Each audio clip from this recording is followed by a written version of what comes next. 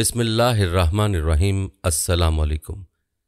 मोहतरम नाज़रीन, मुत्तहिदा हिंदुस्तान ने बहुत से सलातीन और फरमारवा देखे जो तख्ते इक़्तिदार के वारिस बने और गुज़रते वक्त के साथ तारीख़ का हिस्सा बनते गए। कुछ इक़्तिदार की हवस का निशान हुए और कुछ अदल व इंसाफ और सियासी और दीनी बसीरत की वजह से अनमिट नकूश छोड़ गए। आपको बताते चलें कि 1206 से 1290 तक हिंदुस्तान में एक ऐसी हुकूमत भी इक़्तिदार में रही है जो ग़ुलामों की थी, जिसे ख़ानदान ग़ुलामा कहा जाता है, जिसकी बुनियाद शहाबुद्दीन गौरी के एक ग़ुलाम कुतुबुद्दीन ऐबक ने रखी। नाज़रीन, इसी ख़ानदान ग़ुलामा के हुक्मरान सुल्तान शमसुद्दीन अल्तमश ने तो इस्लामी तारीख़ में खिलाफत राशिदा की याद ताज़ा कर दी। आज की वीडियो में हम ख़ानदान ग़ुलामा की इस अजीम सुरख़ैल हज़रत सुल्तान शमसुद्दीन अल्तमश की सीरत पेश करेंगे और आपको सुल्तान अल्तमश के हालात व वाक़यात बताएंगे।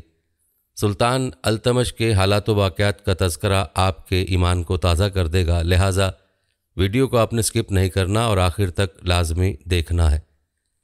मोहतरम नाज़रीन, याद रहे कि ख़ानदान ग़ुलामा में सबसे मशहूर हुक्मरान शमसुद्दीन अल्तमश था, जिसे आम तौर पर अल्तमशी कहा जाता है। अल्तमश का मतलब है सल्तनत का रखवाला। आपको बताते चले कि अल्तमश तुर्क कबीले अलबरी से ताल्लुक़ रखता था, बल्कि उसका बाप कबीले का सरदार था। बचपन में बहुत हसीन व जमील और ज़हीन था, इसलिए चचाज़ाद भाइयों ने हसद में आकर उसे बतौर ग़ुलाम बेच डाला। लेकिन नाज़रीन, उन्हें क्या पता था कि उनकी हरकत उस लड़के को शाह हिंदुस्तान बना देगी। नाज़रीन, हम कह सकते हैं कि एक तरह से अल्तमश की दास्तान हज़रत यूसुफ़ अलैहिस्सलाम से मिलती जुलती है। बहरहाल, ग़ुलाम की हैसियत से शमसुद्दीन अल्तमश तुर्कस्तान से होते हुए पहले गज़नी फिर दिल्ली में फ़रोख्त किए गए, जहाँ कुतुबुद्दीन ऐबक ने 1 लाख रुपए के एवज़ आपको एक ताजर से ख़रीद लिया। आप अपनी फ़हम व फ़रासत और मुजाहिदाना किरदार की बदौलत न सिर्फ फ़ौज के जर्नैल मुकर्रर हुए, बल्कि आपकी होनहारी और ताबेदारी की बदौलत कुतुबुद्दीन ऐबक ने आपको अपना दामाद भी बना लिया। तारीख़ी रिवायत बताती हैं कि कुतुबुद्दीन ऐबक के बाद उनका नाअहल बेटा आराम शाह तख्त नशीं हुआ तो सल्तनत के टुकड़े होने लगे। तब शमसुद्दीन अल्तमश ने 1211 में हुकूमत की बागडोर अपने हाथ ले ली। इक़्तिदार सल्तनत अपने हाथों में लेने के बाद आपको कई शोरशों और बगावतों से नबरत आज़मा होना पड़ा, जिनमें फ़तह और नुसरत आपका मुकद्दर बनी। आपने ताजुद्दीन यल्दोज़ हाकिम गज़नी को शिकस्त दी और पंजाब और सिंध तक अपनी सल्तनत को वुसअत दी और नासरुद्दीन कबाचा को भागने पर मजबूर कर दिया। 622 हिजरी में लखनऊ और बिहार और बंगाल को अपनी सल्तनत में शामिल किया। सिंध के वो इलाके और किले जिनको फ़तह करना नामुमकिन था, आपने उनको फ़तह किया। मुख्तसर ये कि राजपूत रियासतें खलीजी उमरा, तुर्क उमरा, दिल्ली उमरा, फितना मंगोल और तातारियों की यलगार, उन सब का सद्देबाब किया। आपने हिंदुस्तान में इस्लामी हुकूमत को इस्तेहकाम व पायदारी बख्शी। आपने न सिर्फ अपने पेशरों की सल्तनत को महफूज रखा, बल्कि उसमें नए इलाके दाखिल करके अपनी सल्तनत को वुसअत दी। तबकात नासरी के मुताबिक आप इतने खुदातर सखी और साहिब तकवा थे कि आपकी रियाया आपको वलीउल्लाह समझती थी। रात का ज़्यादातर हिस्सा इबादत में और दिन में खैरात व सदकात करना आपका मामूल था। इब्ने बतूता ने बयान किया कि आप आदिल और सालेह थे, मजलूमों की दाद रसी पर मुस्तैद रहते। चुनाचे आपने हुक्म दे रखा था कि जिसकी दाद रसी ना हो रही हो वो रंगीन कपड़े पहन कर रखे ताकि उसकी पहचान हो सके। रिवायत बताते हैं कि इंसाफ की यकीनी और बरवक्त फराहमी के लिए आपने अपने महल के बाहर 2 संगमरमर के शेरों के गले में मोटी जंजीरें डालकर घंटियां लटका रखी थीं। घंटियों की आवाज़ सुनकर खुद बाहर आते और साहिल की फौरी दाद रसी करते। सबसे पहले जंजीर अदल का रिवाज भी आप ही ने शुरू किया। नाज़रीन, हज़रत शमसुद्दीन अल्तमश के औसाफ मुख्तलिफ अंदाज से मुख्तलिफ रिवायत में बयान हुए। आपको हज़रत अल्तमश के मज़ीद औसाफ भी बताते हैं। रिवायत बताती हैं कि हज़रत अल्तमश नहायत सहीउल एतकाद, रासिकुल अकीदा और सालेह शख्स था। वो रातों को जागते और इबादत करते। तमाम उम्र उनको किसी ने सोते नहीं देखा। वो अगर थोड़ी देर के लिए सो जाते तो जल्दी बिस्तर से उठ जाते और आलम तख़य्युर में खड़े रहते, फिर उठकर वज़ू करते और मुसल्ले पर जा बैठते। अपने मुलाजमों में से रात के वक्त किसी को न जगाते। कहते कि आराम के साथ सोने वालों को अपने आराम के लिए क्यों जहमत दी जाए। वो खुद ही तमाम काम सर अंजाम दे लेते। वो रात को गजड़ी पहन लेते ताकि उनको कोई पहचान न सके। हाथ में सोने के सिक्कों का एक थैला और दोशादान होता। वो मुसलमानों के घरों पर जाते, उनके हालात मालूम करते और उनकी मदद करते। वापसी में वीरानों और खानकाहों से होते हुए बाज़ारों में गश्त करते और वहाँ के रहने वालों को आसाइश पहुँचाते और फिर उनसे तरह तरह की माजरत करके चुपचाप चले जाते और उनसे कह जाते कि उस मदद का किसी से जिक्र न करना। नाज़रीन, रिवायत बताती हैं कि दिन को अल्तमश के दरबार में आम इजाज़त थी कि जो मुसलमान रात को फाका करते हैं वो उसके पास आएँ और इमदाद पाएँ। फिर जब गरीब व हाजतमंद लोग उनके पास आते, उनकी हर तरह से दिलजोई करते और एक एक को कस्में दे देकर कहते कि देखना, फाका न करना, तुम्हें जब किसी शय की ज़रूरत पड़े मुझसे आकर बयान करो। रिवायत में आता है सुल्तान अल्तमश ने गरीबों और हाजतमंदों में ऐलान करवा रखा था कि अगर कोई शख्स तुमसे बेइंसाफ़ी करे और तुम पर जुल्म व सितम ढाए, यहाँ आकर जंजीर अदल हिलाओ, तुम्हारी फरियाद सुनी जाएगी और तुम्हारा इंसाफ किया जाएगा। फिर लोगों से रह रह कर कहते कि अगर तुम मुझसे आकर अपनी शिकायत ना कहोगे तो कल क़यामत के दिन तुम्हारी फरियाद का बोझ मुझसे ना उठाया जा सकेगा। नाज़रीन, सुल्तान शमसुद्दीन अल्तमश के दौर को खिलाफत राशिदा सानिया इसलिए भी कहा जाता है कि भेस बदल कर रियाया की खबर गिरी करना, खुद को जाहिर किए बगैर ज़रूरतमंदों की ज़रूरत पूरी करना और रातों को जागना और इबादत करना आपके मामूलात थे। आप अपने खादिमों को तकलीफ़ न देते बल्कि अपने काम खुद सर अंजाम देते। हमेशा बावज़ू रहते, नींद कम करते, रात को महल में आहुजारी करते, तहज्जुद और 5 वक्त बाजमात नमाज से कभी गफलत न बरतते। आप आबिद व जाहिद और सूफ़ी मंच, सहीउल एतकाद और रासिखुल अकीदा मुसलमान थे। नाज़रीन, आपको बताते चलें कि तारीख़ के मुताबिक अब्बासी खलीफातुल अल-मुस्तंसर की जानिब से आपको सुल्तानुल हिंद और नासिर अमीरुल मोमिनीन के अलकाबात से नवाजा गया। आपको ये जानकर हैरानगी होगी कि अहद सलातीन किताब के मुताबिक खिलाफत राशिदा के बाद गालिबन मुश्किल से ही कोई ऐसा हुक्मरान तारीख़ के औराक में महफूज है जो शमसुद्दीन अल्तमश की तरह बैक वक्त कई औसाफ का मालिक हो। आपने कई मसाजिद बनवाई, मदरसे तामीर किए और उलमा व फुज़ला की कदर की और बड़ी बड़ी तनख्वाहें दी। इसी तरह सुल्तानुल हिंद गरीब नवाज हज़रत ख्वाजा मोइनुद्दीन चिश्ती अजमेरी रहमतुल्लाह अलैह की कशफुल असरार, गंज इसरार और अनीसुल अरवा जैसी तसव्वुफ़ व तरीक़त पर मशहूर किताबें आपके अहद में ही तालीफ़ की गईं। इसी तरह जामिउल हकायात और तबक़ात नासरी के मुसन्निफ़ काजी मिनहाज भी आपके ज़ेर साया थे। मस्जिद कुव्वत इस्लाम और कुतुब मीनार को आपके दौर में मुकम्मल किया गया। रिवायत बताती हैं कि आप खुद भी उम्दा, खुशनवीस और ख़त्तात थे। मस्जिद कुव्वत इस्लाम और कुतुब मीनार पर की गई ख़त्ताती देखकर अक्ल दंग रह जाती है। लाहौर में कुतुबुद्दीन ऐबक का मकबरा भी आपने तामीर करवाया। नाज़रीन, आपको बताते चलें कि आप मुदब्बिर सियासतदान होने के साथ सूफ़ी और साहिब मार्फत व तरीक़त भी थे। आप दरवेशों और सूफिया से अदब व एहतराम से पेश आते और उनके सामने दोजानू बैठते। उन बाकामाल दरवेशों की सोहबत ने आपको भी दरवेश कामिल बना दिया था। नाज़रीन, किताब सीरुल अक्ताब के मुताबिक आप रहमतुल्लाह अलैह हज़रत ख्वाजा कुतुबुद्दीन बख्तियार काकी रहमतुल्लाह अलैह के 22 खुलफा में शामिल थे जिनको खिरकाए वलायत अता किया गया। हज़रत ख्वाजा कुतुबुद्दीन बख्तियार काकी रहमतुल्लाह अलैह से आपको बेपनाह अकीदत थी। अक्सर उनसे मशवरा और रहनुमाई तलब करने उनकी खानकाह जाते। इसी तरह ख्वाजा गरीब नवाज रहमतुल्लाह अलैह और उनके पीर व मुर्शिद ख्वाजा उस्मान रहमतुल्लाह अलैह जब दिल्ली तशरीफ़ फरमा हुए तो आपने खुद जाकर उनसे मुलाकात की और दुआएं लीं। नाज़रीन, हम आपको सुल्तान अल्तमश के तकवा और उनकी पाबंदी सोम सलात के हवाले से एक अजीब वाक़या भी सुनाएंगे, लेकिन इससे पहले आपको ये बताते हैं कि उन्होंने अपना जानशीन किसको मुकर्रर किया था।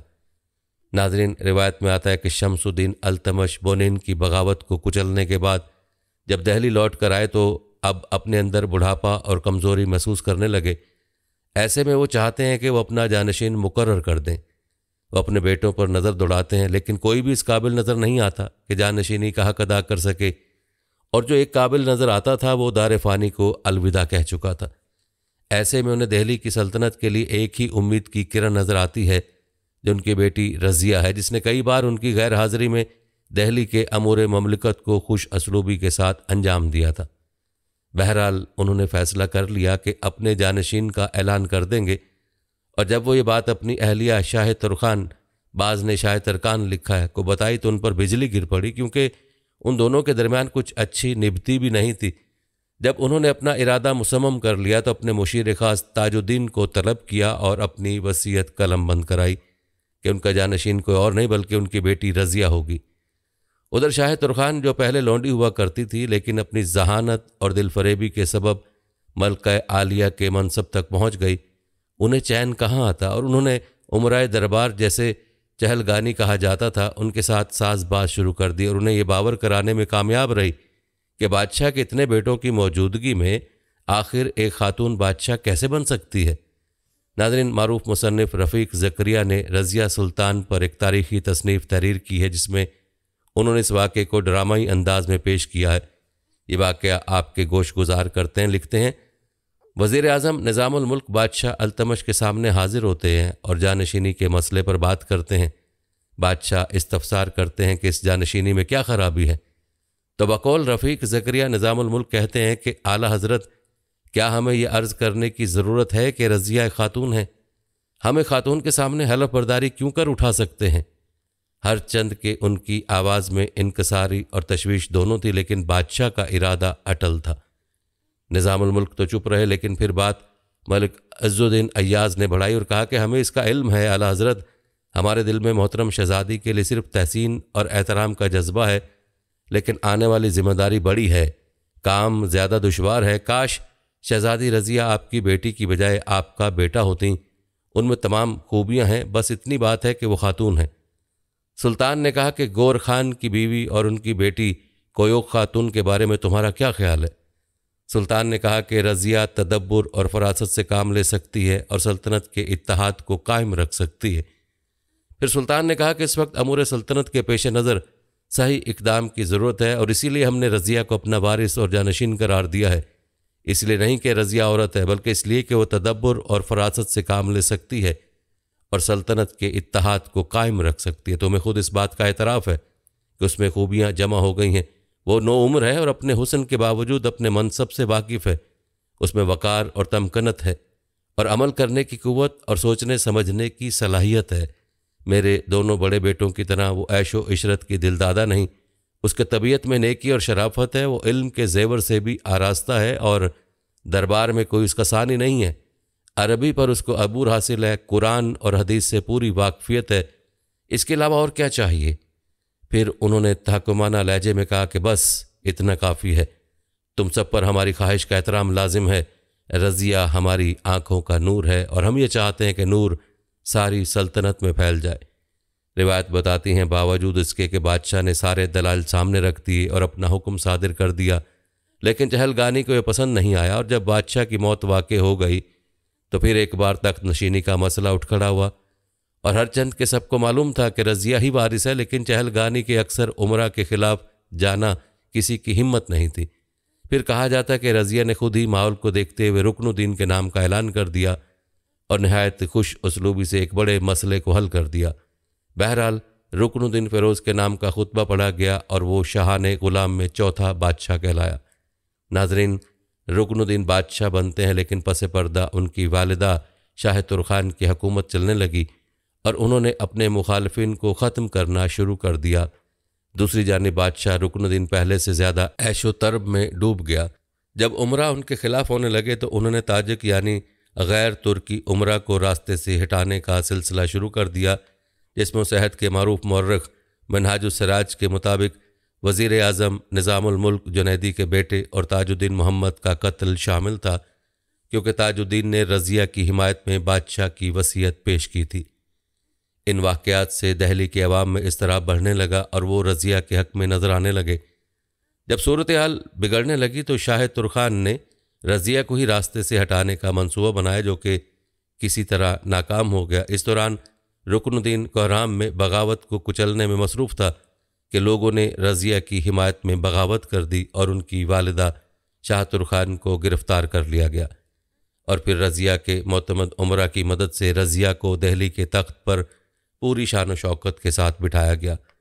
जब रुकनुद्दीन को इसका इल्म हुआ तो उसने दहली का रुख किया, लेकिन उन्हें दहली के नवाह में गिरफ़्तार करके रज़िया के सामने पेश किया गया और फिर उन्हें सज़ाए मौत दे दी गई।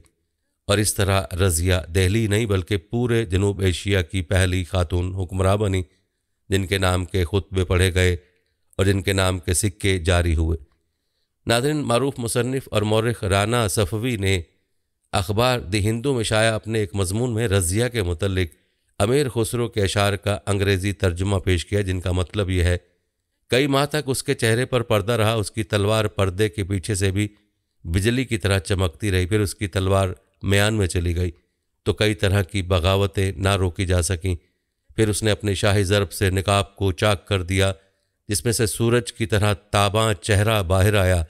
उस शेरनी ने अपनी कुव्वत का ऐसा जौहर दिखाया कि बहादुर जमान उनके सामने झुकने पर मजबूर हो गए। नाज़रीन, रज़िया सुल्तान का किरदार इतना जाज़िब नज़र है कि बहुत से लोग अब भी उनके नाम पर अपनी बेटियों का नाम रखते हैं। यहाँ तक कि बॉलीवुड ने उन पर कई एक फिल्में भी बनाई हैं जो अपने अपने ज़माने में काफ़ी मकबूल हुई थीं। अलबत्ता ये बात याद रहे कि उन फिल्मों में जिस मुआशिक़े का जिक्र किया गया है उसका जिक्र मुआसर तारीख़ में नहीं मिलता।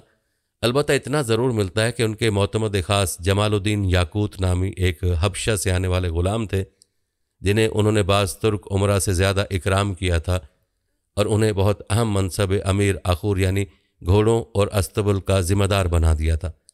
रिवायत बताती हैं कि तुर्क उमरा रज़िया से पहले ही नाला थे, क्योंकि उन्होंने इज़्ज़ुद्दीन अय्याज़ की बगावत को कुचलने के बाद भी उन्हें माफ़ कर दिया था और उनसे लाहौर का इलाका लेकर मुल्तान का इलाका उनके हवाले किया था।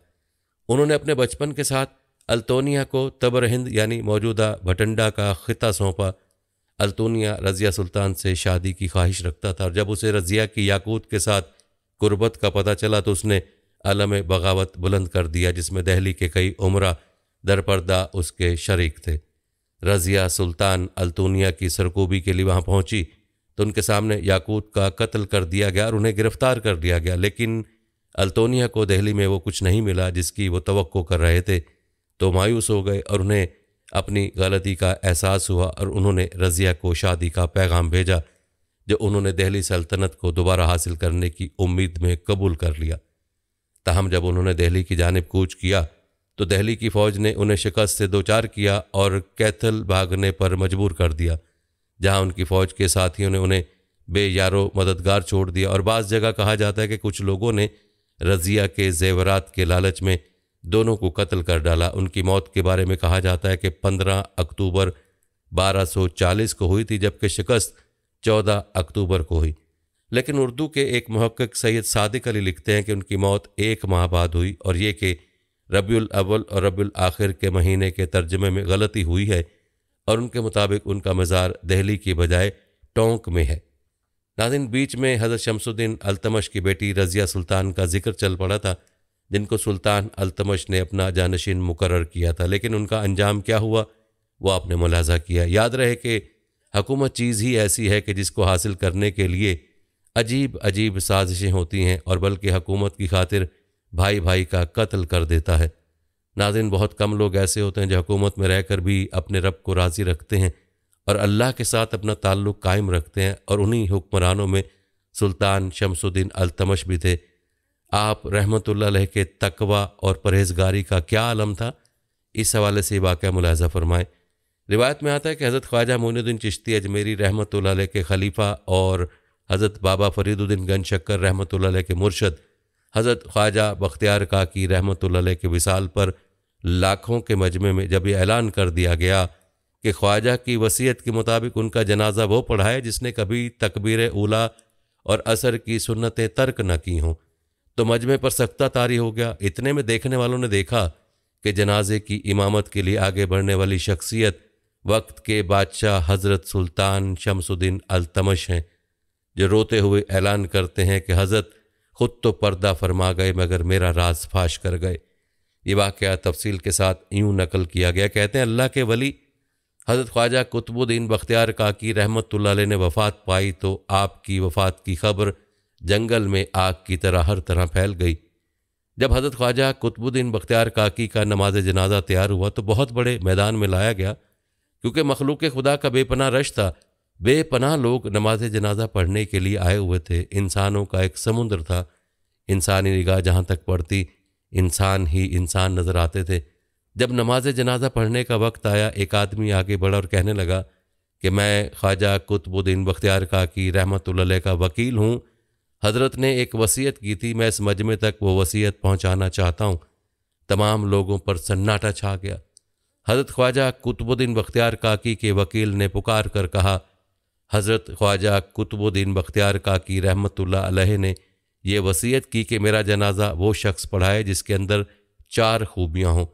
ज़िंदगी में उसकी तकबीर उला कभी कज़ा ना हुई हो, उसकी तहज्जुद की नमाज कभी कज़ा ना हुई हो, उसने गैर महरम पर कभी भी बुरी नज़र न डाली हो, इतना इबादत गुजार हो कि उसने असर की सुन्नतें भी कभी न छोड़ी हों। जिस शख्स में 4 खूबियाँ हों वो मेरा जनाजा पढ़ाए। जब ये बात सुनाई गई तो मजमे पर ऐसा सन्नाटा छाया कि जैसे मजमे को सांप सूंघ गया हो।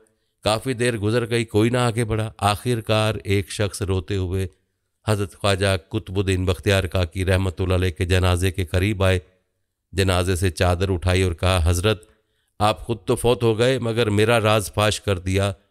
उसके बाद भरे मजमे के सामने कसम उठाई कि मेरे अंदर ये 4 खूबियाँ मौजूद हैं। नाजरीन, ये शख्स वक्त के बादशाह शमसुद्दीन अल्तमश थे। नाज़रीन, हज़रत शमसुद्दीन अल्तमश शायर इस्लामी के इस कदर पाबंद थे कि बड़े से बड़ा फौजी और सियासी बहरान भी आपके दीनी फ़राइज़ मनसबी से आपको बाज न रख सका। 26 साल तवील दौर हुक्मरानी के बाद आखिर 20 शाबान 633 हिजरी बामुताबिक 28 अप्रैल 1236 में आपका इंतकाल हुआ और दिल्ली कुतुब मीनार के करीब दफन किया गया। नाज़रीन, आपने सुल्तान शमसुद्दीन अल्तमश का तज़किरा मुलाहज़ा किया और उनकी बेटी रज़िया सुल्तान के बारे में भी हक़ाइक़ मुलाहज़ा किए जिनका शुमार ख़ानदान गुलामा के मारूफ हुक्मरानों में होता है। नाज़रीन, ख़ानदान गुलामा के बारे में आपको बताते चलें कि शहाबुद्दीन गौरी 1206 में हिंदुस्तान से अफ़गानिस्तान जाते हुए दरिया सिंध के किनारे जान दे गया था। उसकी अपनी कोई औलाद नहीं थी, लेकिन वो अपने ग़ुलामों को औलाद ही की तरह समझता था। नाज़रीन, गौरी ख़ानदान की हुकूमत तो शहाबुद्दीन गौरी की हुकूमत के साथ ख़त्म हुई, लेकिन साथ ही एक नए ख़ानदान का आगाज़ हुआ जो ख़ानदान गुलामा कहलाया और उसका आगाज़ कुतुबुद्दीन ऐबक से हुआ जो शहाबुद्दीन गौरी का सिपा सालार था। तराइन की जंग में तारीख़ी कामयाबी के बाद सुल्तान ने उसे दिल्ली का हुक्मरान बना दिया था और यहीं से हिंदुस्तान में मुसलमानों की उन बाज़ाब्ता मुस्तकिल हुकूमतों की बुनियाद पड़ी जिन्हें सल्तनत दिल्ली कहा जाता है। इस पर सबसे पहले ख़ानदान गुलामा ने हुकूमत की और बाद अज़ां खिलजी, तुगलक, सैयद और लोधी ख़ानदानों ने, यहाँ तक कि अजीम मुग़ल हिंदुस्तान में दाखिल हो गए। याद रहे कि गौरी सल्तनत महज हिंदुस्तानी मकबूजात पर मुश्तमिल नहीं थी, बल्कि वो तो खरासान तक फैली हुई थी। सुल्तान शहाबुद्दीन गौरी की अचानक शहादत के बाद मगरबी हिस्सा जो गौर, गज़नी और खरासान पर मुश्तमिल था, ज़्यादा अरसे कायम न रह सका और ख्वारिज़मी सल्तनत के कब्ज़े में चला गया। अलबत्ता हिंदुस्तान में गौरी के ग़ुलामों की हुकूमत तकरीबन 86 साल तक कायम रही। नाज़रीन, सुल्तान शमसुद्दीन अल्तमश का जिनका तज़किरा आपने मुलाज़ा किया, उनका ताल्लुक़ उसी ख़ानदान गुलामा के साथ था जिसका आगाज़ कुतुबुद्दीन ऐबक से हुआ था। आइए आपको ख़ानदान गुलामा के चंद मारूफ हुक्मरानों के अहवाल भी बताते हैं। सबसे पहले तज़किरा करते हैं कुतुबुद्दीन ऐबक का। नाज़रीन, आपको बताते चलें कि कुतुबुद्दीन ऐबक 1150 में पैदा हुए। उनका ताल्लुक़ तुर्कस्तान से था और उनका ताल्लुक़ एक तुर्क कबीले ऐबक से था। लफ्ज़ ऐबक, जिसे ऐबक या ऐबक के नाम से भी जाना जाता है, रिवायत के मुताबिक बचपन में उन्होंने अपने घर वालों से अलग कर दिया गया और नेशापुर के ग़ुलाम बाज़ार ले जाया गया। वहाँ काजी फ़खरुद्दीन अब्दुल अज़ीज़ कूफ़ी ने, जो मशहूर मुसलमान आलिम दीन और अबू हनीफ़ा की औलाद थे, उन्हें ख़रीद लिया। काजी के घर में ऐबक के साथ प्यार से बर्ताव किया जाता था और काजी के बेटों के साथ तालीम हासिल की जाती थी। उन्होंने कुरान मजीद की तिलावत के अलावा तीर अंदाजी और घुड़सवारी भी सीखी। काजी या उसके एक बेटे ने ऐबक को एक ताजिर को फ़रोख्त कर दिया, जिसने बदले में उस लड़के को गज़नी में गौरी सुल्तान महमूद गौरी को फ़रोख्त कर दिया। कहते सुल्तान के ग़ुलाम घराने में दाखिल होने के बाद ऐबक की जहानत और मेहरबान फितरत ने सुल्तान की तवज्जो अपनी तरफ मबजूल करवाई। एक दफ़ा जब सुल्तान ने अपने ग़ुलामों को तोहफे दिए तो ऐबक ने अपना हिस्सा नौकरों में तकसीम कर दिया। इस अमल से मुतासिर होकर सुल्तान ने उन्हें आला ओहदे पर तरक्की दे दी। नाज़रीन, रिवायत के मुताबिक ऐबक बाद में शाही अस्तबल के अफसर और अमीर अख्तर के अहम ओहदे पर फायज हुए। नाज़रीन, हिंदुस्तान में ऐबक के कैरियर को 3 मराहिल में तकसीम किया गया है। शुमाली हिंदुस्तान में सुल्तान महमूद गौरी की कुछ इलाकों के इंचार्ज अफसर के तौर पर यह दौर 1192 से 1206 का दौर बताया जाता है। दूसरा मरहला गैर रस्मी हाकिम के तौर पर, जिसने मोहम्मद गौरी के साबिका इलाकों को दिल्ली और लाहौर के मल्क और सिपा सलार की हैसियत से कंट्रोल किया, और ये 1206 से 1208 का दौर बताया जाता है। जबकि तीसरा मरहला हिंदुस्तान में सरकारी तौर पर आज़ाद रियासत के खुद मुख्तार हुक्मरान के तौर पर है, जो 1208 से 1210 तक का दौर है। आइए आपको कुतुबुद्दीन की चंद मुहम्मात के बारे में बताते हैं, जो कि शहाबुद्दीन गौरी के मातहत की हैसियत से वकूफ़ पजीर हुई। पहली मुहिम चाहमनों के खिलाफ थी। याद रहे कि ऐबक गौरी फ़ौज के जर्नैलों में से एक था, जिसे हिंदुस्तान में ताराइन की पहली लड़ाई में चाहमान हुक्मरान पृथ्वीराज सोम की अफवाज ने शिकस्त दी थी। दूसरी जंग तराइन में जहां गौरियों ने फतह हासिल की, वह गौरी फ़ौज के अमूमी मिजाज के इंचार्ज थे और सुल्तान मोहम्मद गौरी के करीब रहे, जिन्होंने खुद को फ़ौज के मरकज़ में रखा था। ताराइन में फ़तह के बाद मोहम्मद गौरी ने साबिका चाहमाना इलाका ऐबक को तफवीज़ किया, जिसे कोहराम में रखा गया था। तारीखी रिवायत के मुताबिक पृथ्वी राजा की मौत के बाद ऐबक ने अपने बेटे गोविंद राज चाहरम को गौरी जानशीन मुकर्रर किया। कुछ अरसे बाद पृथ्वी राज के भाई हरि राजा ने रंथबोर किला पर हमला किया, जिसे ऐबक ने अपने मातहत कवालुल मुल्क के मातहत रखा था। ऐबक ने रंथम्बोर की तरफ मार्च किया, जिसने हरि राजा को रंथम्बोर के साथ साथ साबिक चाहमाना दारुल हुकूमत अजमेर से पीछे हटने पर मजबूर किया। कुतुबुद्दीन की एक मुहिम जाटवान के खिलाफ थी। रिवायत के मुताबिक सितंबर 1192 में जटवान नामी एक बागी ने साबिक चाहमाना इलाके में नुसरतुद्दीन के ज़ेरे इंतज़ाम हंसी किले का मुहासरा किया। ऐबक ने हंसी की तरफ मार्च किया, जिसने जटवान को बागर की तरफ पीछे हटने पर मजबूर किया, जहां बागी को शिकस्त हुई और एक लड़ाई में मारा गया। जटवान की बगावत के बारे में मंदरजा बाला मालूमात मुआसिर मुसन्निफ हसन निज़ामी से मिलती हैं। ताम फरिश्ता 17वीं सदी ने बगावत को 1203 से मंसूब किया है और कहा है कि जटवान अपनी शिकस्त के बाद गुजरात की सरहदों पर पीछे हट गया। बाद में जब ऐबक ने गुजरात पर हमला किया तो वो चौलोकिया बादशाह भीमा दोम के मातहत के तौर पर मारा गया। कहते हैं जटवान को शिकस्त देने के बाद कुतुबुद्दीन ऐबक कोहरम वापस आया और गंगा यमुना दोआब पर हमला करने की तैयारी की। 1192 में उसने मेरठ और बारान मौजूदा बुलंदशहर का कंट्रोल संभाल लिया, जहां से वो बाद में घोडावाला सल्तनत के खिलाफ हमला करेगा। उसने 1192 में दिल्ली का कंट्रोल भी संभाल लिया, जहां उसने इब्तदाई तौर पर मकामी तोमरा हुक्मरान को जागीरदार के तौर पर बरकरार रखा।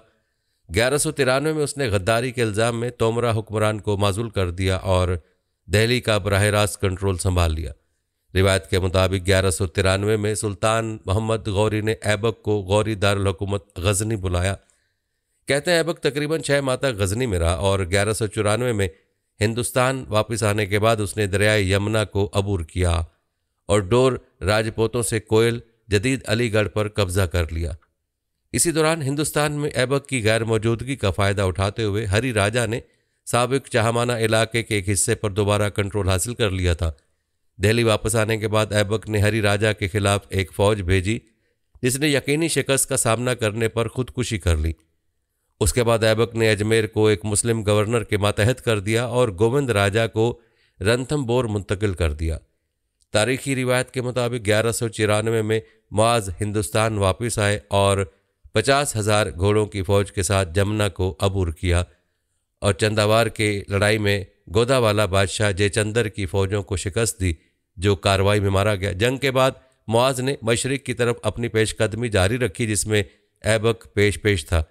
बनारस शहर यानी काशी पर कब्ज़ा करके उसे मसमार कर दिया गया और 1000 मंदिरों की मूर्तियों को तबाह कर दिया गया। आमतौर पर यह ख्याल किया जाता है कि उस वक्त बुद्धमत के शहर सारनाथ को तबाह किया गया था। अगरचे गौरियों ने गाहावाला सल्तनत पर मुकम्मल कंट्रोल हासिल नहीं किया, लेकिन फ़तह ने उन्हें ख़ित्ते में बहुत से मकामात पर फ़ौजी अड्डे कायम करने का मौका फराहम किया। नाज़रीन, ये उन मुहम्मात का तज़किरा था जो गौरी के दौर की मुहम्मात थी, जिनमें कुतुबुद्दीन ऐबक ने हिस्सा लिया था। इसके अलावा भी कुतुबुद्दीन ऐबक ने बहुत सी मुहम्मात में हिस्सा लिया था, लेकिन सबका तज़किरा यहाँ मुमकिन नहीं है। अलबत्ता आपको कुतुबुद्दीन ऐबक की फतूहात के बारे में बताते हैं, जो उनके सिपा सलार मुकर्रर होने के बाद की हैं। नाज़रीन, आपको ये बताते चलें कि सुल्तान शहाबुद्दीन गौरी हिंदुस्तान, दिल्ली और अजमेर को अपनी सल्तनत में शामिल करने के बाद वापस जाते हुए कुतुबुद्दीन ऐबक को यहाँ का निगरान बनाने के बाद वापस चला गया था।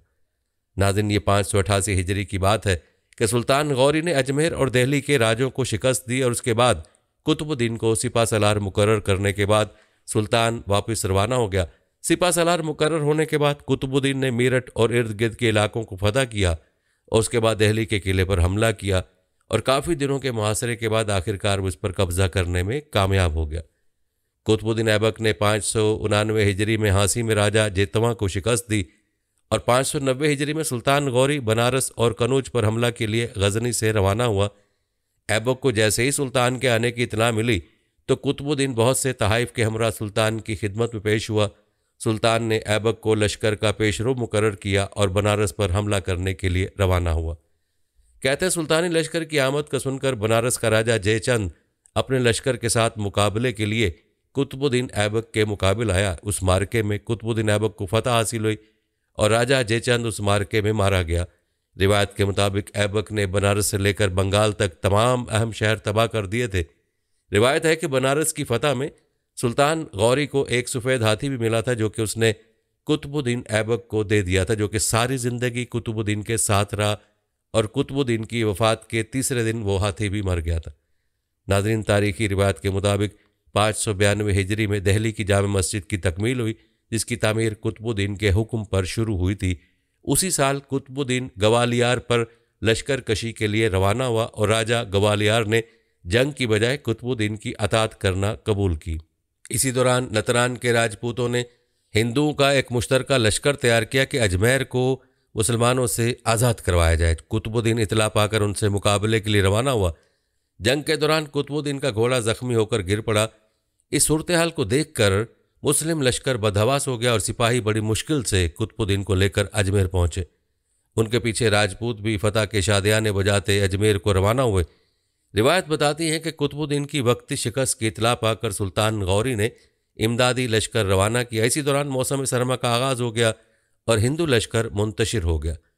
तारीख़ी रिवायत के मुताबिक 593 हिजरी में कुतुबुद्दीन अपने लश्कर के हमरा गुजरात पर हमले के लिए रवाना हुआ और अपने रास्ते में आते हुए तमाम किलों को फतह करता हुआ गुजरात में फातह की हैसियत से दाखिल हुआ। गुजरात को अपनी अमलदारी में शामिल करने और वहाँ पर अपना अमीर मुकर्रर करने के बाद कुतुबुद्दीन वापस दिल्ली आ गया। उसके बाद 599 हिजरी में कुतुबुद्दीन ने कालंजर पर हमला किया और एक तवील मुहासरे के बाद फतह कुतुबुद्दीन के हिस्से में आई और 602 हिजरी में सुल्तान गौरी घक्करों के एक हमले में शहीद हो गया। उसके बाद सुल्तान का भतीजा तख्त नशीं हुआ जिसने कुतुबुद्दीन को बादशाह होने का खिताब और तमगा भेज दिया। यूं कुतुबुद्दीन की खुद मुख्तारी का आगाज़ हुआ। नाज़रीन, तारीख बताती है कि कुतुबुद्दीन की खुद मुख्तारी के साथ हिंदुस्तान पर उस हुक्मरान सिलसिले का आगाज़ हुआ जिसे ख़ानदान गुलामा की हुक्मरानी कहा जाता है। तारीख़ी रिवायत के मुताबिक 603 हिजरी ब मुताबिक 1205 में ताजुद्दीन यलदोज़ ने, जो कि कुतुबुद्दीन का सुसर लगता था, लाहौर पर हमला करके लाहौर पर कब्ज़ा कर लिया। कुतुबुद्दीन को जब इतला मिली तो इससे मुकाबले के लिए लश्कर लेकर रवाना हुआ और ताजुद्दीन को शिकस्त देकर दोबारा लाहौर को अपनी सल्तनत में शामिल कर लिया। कुतुबुद्दीन ताजुद्दीन का पीछा करते करते गजनी तक चला गया और ताजुद्दीन को गजनी से भी निकाल दिया, लेकिन कुतुबुद्दीन की फतह आर्जी साबित हुई और कुतुबुद्दीन से ताजुद्दीन ने गजनी वापस ले लिया और कुतुबुद्दीन को वापस लाहौर आना पड़ा। नाज़रीन, रिवायत बताती हैं कि 1210 में सुल्तान ने चौगान खेलते हुए घोड़े से गिरकर वफात पाई और लाहौर में उसकी तदफीन हुई। कहते हैं कुतुबुद्दीन की वफात के बाद उसका बेटा आराम शाह तख्त नशीं हुआ, मगर वो सल्तनत का अहल साबित नहीं हो सका और सुल्तान के मरने के सिर्फ 1 साल बाद सल्तनत हिस्सों में बंट गई। यहाँ आपको कुतुबुद्दीन ऐबक की सुल्तान शहाबुद्दीन गौरी से वफादारी का एक वाक़या सुनाते हैं। कहते हैं कुतुबुद्दीन को जब हिंदुस्तान का सिपा सलार मुकर्रर किया गया तो उसकी कारकर्दगी और फतूहात को देखते हुए गजनी में मौजूद उमरा ने सुल्तान गौरी के कान भरने शुरू कर दिए कि कुतुबुद्दीन का इरादा बादशाह बनने का है और वो बगावत का इरादा रखता है। उसकी खबर कुतुबुद्दीन को भी हो गई। वो ये खबर मिलते ही सुल्तान की खिदमत में पेश हो गया और उसके दुश्मनों को खबर तक ना हुई। अगले दिन सुल्तान ने कुतुबुद्दीन को अपने तख्त के नीचे छुपा दिया और उन उमरा से कुतुबुद्दीन की बाबत दरियाफ्त किया। उन्होंने फिर कहा कि वो बागी है और सल्तनत का इरादा रखता है। तो सुल्तान ने आवाज़ दी, ए ऐबक। तो उसने जवाब दिया, लब्बैक, यानी हाजिर हूँ। तो हासदीन शश्तर रह गए और सुल्तान से माफ़ियाँ और जान बख्शी की फरियाद करने लगे। तो सुल्तान ने उनको ये कहते हुए माफ़ कर दिया कि आइंदा ऐबक की बदखोई और ऐब जोई से इज्तनाब करना। नाज़रीन, याद रहे कि दिल्ली का कुतुब मीनार और जामे मस्जिद जो कुतुबुद्दीन ऐबक ने तामीर करवाई थी आज भी हिंदुस्तान के पहले बादशाह की याद दिलाती हैं। आपकी मालूमात में इजाफे के लिए बताते चले कि अनारकली बाज़ार लाहौर से एक सड़क जो मेयो हॉस्पिटल की तरफ जाती है उसे आज भी ऐबक रोड कहते हैं। उस रोड को ऐबक इसलिए कहते हैं क्योंकि उस छोटी सी सड़क पर एक बहुत बड़ा और हिंदुस्तान का पहला बाकायदा मुसलमान बादशाह कुतुबुद्दीन ऐबक आसूद खाक है। नाज़रीन, रिवायत बताते हैं कि शहाबुद्दीन गौरी की वफ़ात के बाद उसका भतीजा तख्त नशीं हुआ तो उसने कुतुबुद्दीन ऐबक को हिंदुस्तान की हुकूमत सौंप दी। कुतुबुद्दीन ऐबक की शुजाअत और सखावत की दास्तानें हर तरफ फैल चुकी थीं। अवाम उससे मोहब्बत करते थे। लाहौर शहर के बासियों ने उसकी आमद की खबर सुनी तो उनमें खुशी की लहर दौड़ गई। 25 जून 1206 को जब वो लाहौर आया तो अगले दिन उसकी ताजपोशी का जश्न मनाया गया। उसकी अवामी और समाजी बहबूद के कामों की वजह से अवाम में उसकी मकबूलियत बढ़ती गई। वो अपनी रियाया पर इतना मेहरबान था कि प्यार और अकीदत से लोग उसे लख बख्श और लख दाता कहते थे। वो सखावत करने के मामले में मुस्लिम और गैर मुस्लिम का फ़र्क नहीं करता था। उसकी सखावत की बारिश तमाम रियाया पर बिला तफरीक होती थी। रिवायत में आता है कि एक मरतबा उसके दरबार में बहुत सा माल व असबाब लाया गया तो उसने फ़ौरन वो सब अवाम में तकसीम कर दिया। नाज़रीन, आज जिस जगह कुतुबुद्दीन ऐबक का मकबरा है, कहते हैं यहाँ उसका वसी महल हुआ करता था। तब से उस इलाके का नाम मोहल्ला कुतुब गौरी मशहूर है। महल इस कदर वसी व अरीज था कि कुतुबुद्दीन ऐबक महल में चौगान यानी पोलो भी खेला करता था। वो इस खेल का बहुत शौकीन था। कहते हैं यही खेल उसकी मौत का सबब बन गया। रिवायत बताते हैं कि सुल्तान शमसुद्दीन अल्तमश 1215 में जब लाहौर आया तो वो सुल्तान कुतुबुद्दीन ऐबक के मज़ार पर हाजिर हुआ, फातह खानी की और यहाँ एक शानदार मकबरा तामीर करने का हुक्म दिया। इस वसी और अरीज और खूबसूरत मकबरे की तामीर पर कसीर दौलत खर्च हुई। लोग बादशाह से इस कदर मोहब्बत करते थे कि हर साल 14 रजब को बादशाह का उर्स मनाया जाता था। नाज़रीन, ये था तज़किरा कुतुबुद्दीन ऐबक का, जो कि ख़ानदान गुलामा का पहला हुक्मरान था, जिनके बाद उनका बेटा और बाज़ रिवायत के मुताबिक उनका भतीजा हुक्मरान बना जो हुकूमत को संभाल न सका। तो सुल्तान शमसुद्दीन अल्तमश ने हुकूमत का बेड़ा उठाया, जिसका तफसीली तज़किरा आप मुलाहज़ा कर चुके हैं। नाज़रीन, अब तज़किरा करते हैं ख़ानदान गुलामा के एक और सुल्तान का, जिसको तारीख़ सुल्तान ग़यासुद्दीन बलबन के नाम से याद करती हैं। उनका दौरे हुक्मरानी 1266 से शुरू होता है, 1286 में ख़त्म होता है। कहते हैं सुल्तान ग़यासुद्दीन का दौर भी ख़ानदान गुलामा का बेहतरीन मुंतज़िम दौर रहा है। कहते हैं ग़यासुद्दीन एक जाहिद बेरिया इंसाफ पसंद हुक्मरान और ऐसा सुल्तान था जो तरीक़े जहानबानी से बखूबी वाकिफ़ था। सुल्तान ग़यासुद्दीन के खौफ खुदा और उसकी इंसाफ पसंदी का एक मशहूर वाक़या है। आइए वाक़या आपके गोश गुजार करते हैं। कहते हैं तीर अंदाजी की मशक हो रही थी। सुल्तान ने भी निशाना बांधा। नागाह एक तीर तरबियती आहते से बाहर से गुजरते हुए किसी बच्चे को लगा, जो मौके पर ही जाँ बाक हो गया। सुल्तान को इस हादसे की खबर न हुई, लेकिन बच्चे की माँ काजी शहर के पास चली गई और अज़रोए कानून शरीयत दाद रसी चाही। काजी ने सुल्तान को तलब कर लिया और एक दुर्रा मसनद कज़ा के नीचे छुपा कर रख दिया। सुल्तान ने हुक्म की तामील की और एक छोटी सी तलवार बगल में छुपाकर काजी के सामने पेश हो गया। कहते हैं सुल्तान ग़यासुद्दीन पर कत्ल का जुर्म साबित हो गया और उसे कसास में कत्ल करने का हुक्म जारी होता है। ये मंजर दीदनी था। सुल्तान एक लाचार मुल्जिम की हैसियत से खड़ा था। मकतूल बच्चे की माँ सुल्तान पर खशमगी नज़रें गाड़ी हुई थी। सबको लगा कि सुल्तान अब थोड़ी देर का मेहमान है और जुर्म की पादाश में उस पर हद शरई लागू होने वाली है। यकायक खातून ने खून बहा के वह सुल्तान को मौत के बेरहम शिकंजे से छुड़ाने का फैसला किया। काजी साहब को इतला दी गई और मुकदमे से फरागत के बाद काजी ने सुल्तान की ताज़ीम की और उसे मसनद पर बिठाया। सुल्तान ने बगल में छुपाई हुई तलवार निकाली और बोला, काजी साहब, अगर आप कानून शरीयत की सुरमो खिलाफ वर्जी करते तो इस तलवार से आपकी गर्दन उड़ा देता। ये सुनकर काजी सिराजुद्दीन ने मसनद के नीचे छुपाया हुआ दुर्रा निकाला और फरमाया, ऐ सुल्तान, अगर आज आप शरीयत की हद से ज़रा भी तजावुज़ करते तो इस दुर्रे से आपकी खाल उतार देता। आज हम दोनों के इम्तिहान का दिन था। नाज़रीन, ये थी हकीकत में खौफ खुदा रखने वाले हुक्मरान और काजी। उनके नज़दीक पहली तरजीह शरीयत थी और अल्लाह की रज़ा थी। उनके दिल में दुनिया की किसी शख्सियत का खौफ न था। खौफ था तो सिर्फ अल्लाह का खौफ था। लेकिन अफसोस कि आज के हुक्मरान और काजी दीन से दूर हो चुके हैं और खुदा खौफी दिल से ख़त्म हो चुकी है। इसीलिए आज के दौर में इंसाफ नापैद हो चुका है। नाज़रीन, बात हो रही थी सुल्तान ग़यासुद्दीन बलबन की। आपको बताते चलें कि तारीख़ के सफ़ात में ग़यासुद्दीन बलबन का सन पैदाइश 1200 लिखा है और वो 13 जनवरी 1287 को वफ़ात पा गया था।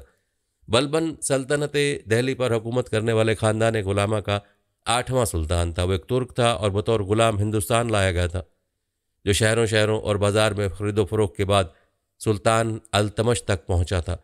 अल्तमश ने उसे मुकर्रबीन में शामिल किया और एक वक्त आया कि बलबन भी दिल्ली के तख्त पर बैठा और हुक्मरानी की। उसने अपने दौर में फतूहात से ज़्यादा अपने पेशरो के ज़ेर नगी इलाकों पर मुकम्मल कंट्रोल रखा और उमरा और सरदारों का जोर तोड़कर मरकज़ी हुकूमत को मजबूत किया। बगावतों को सख्ती से कुचल कर मुल्क में अमन व अमान कायम किया और सल्तनत को मंगोलों के हमले से बचाया। बलबन के बारे में मशहूर है कि वो एक मुदब्बिर, बहादुर और इंसाफ पसंद बादशाह था। उलमा और फजला का कदरदान था, रियाया के लिए बड़ा फयाज था। गयासुद्दीन बलबन का मकबरा महरौली, नई दिल्ली, हिंदुस्तान में दरियाफ्त हुआ। ये मकबरा आज भी इस्लामी फ़न तामीर में तारीख़ी अहमियत की हामिल इमारत है।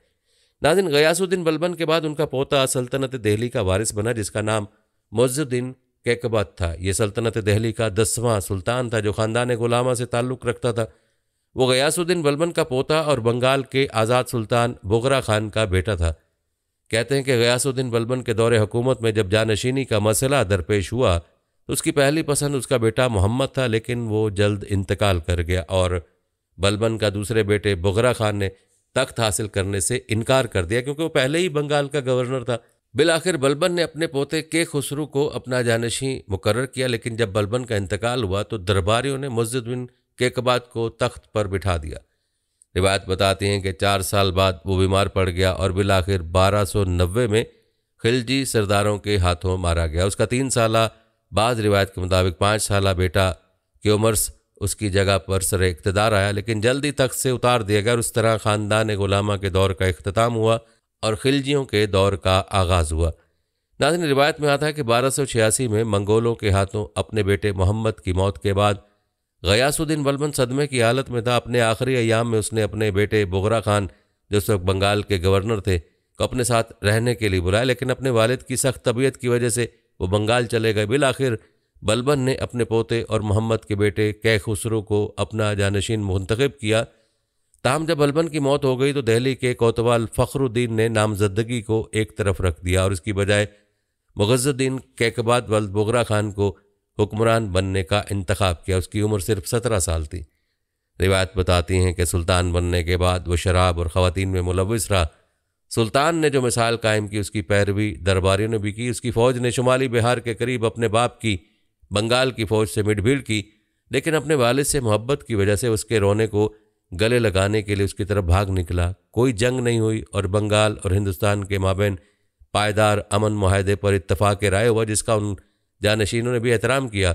दिल्ली वापसी पर उसने निज़ामुद्दीन को मुल्तान मुंतकिल कर दिया, लेकिन उसकी हिचकिचाहट देखकर सुल्तान ने उसे जहर देने का हुक्म दिया और उसने जलालुद्दीन फ़िरोज़ खिलजी को फ़ौज का नया कमांडर मुकर्रर किया। लेकिन इस कत्ल और तकर्री ने तुर्क शराफत में अदम इत्तफाक की लहर दौड़ा दी। उसका फ़ायदा उठाते हुए जलालुद्दीन फ़िरोज़ ने अपनी फ़ौज को दिल्ली रवाना किया और 4 साल के बाद उसे 1290 में एक खिलजी रईस ने कत्ल कर दिया था। उसके नौज़ादा बेटे क्योमरस को भी कत्ल किया गया, जिससे गुलाम ख़ानदान का खात्मा हुआ और खिलजी इनकलाब के ज़रिए खिलजी ख़ानदान की हुकूमत कायम हुई। रिवायत में आता है कि जब गयासुद्दीन बलबन के पोते और ख़ानदान गुलामा के फरमा रवा मुइज़्ज़ुद्दीन कैकबाद को मुखालिफिन ने बिस्तर में लपेट कर जमुना में बहा दिया तो उसका 5 साल बेटा क्योमरस तख्त पर बैठा, जिसे 70 साल जलालुद्दीन फ़िरोज़ खिलजी राह से हटाकर तख्त दिल्ली पर बरजमान हो गया और उसके साथ ही हिंदुस्तान में खिलजी ख़ानदान के इक़्तिदार का आगाज़ हुआ, जो 1290 से 1320 तक यानी 30 बरस जारी रहा। नाज़रीन, आज की हमारी वीडियो का मौजू शमसुद्दीन अल्तमश था, जो ख़ानदान गुलामा के एक नेक हुक्मरान थे। उनके तज़किरे के साथ साथ आपने ख़ानदान गुलामा के बाकी हुक्मरानों का तज़किरा भी मुलाज़ा किया, जिन्होंने तख्त दिल्ली पर कई दहाइयों तक हुकूमत की। उनकी हुकूमत के बाद खिलजियों की हुकूमत का दौर शुरू होता है। नाज़रीन, ये थी हमारी आज की वीडियो। जाने से पहले वीडियो को शेयर ज़रूर कीजिएगा। हम उम्मीद करते हैं कि आपको हमारी आज की वीडियो ज़रूर पसंद आई होगी। अगर आपको हमारी आज की वीडियो पसंद आई है तो सबसे पहले तो उसको लाइक करें और अपनी राय का इज़हार कमेंट सेक्शन में लाजमी करें। आखिर में आपसे एक बार फिर दरख्वास्त है कि आप हमारे चैनल को ज़रूर सब्सक्राइब कर लें और साथ ही लगे घंटी के बटन को भी क्लिक करें, ताकि आपके पास हमारे आने वाली मज़ीद वीडियोज़ का नोटिफिकेशन बर वक्त मिलता रहे। अल्लाह ताला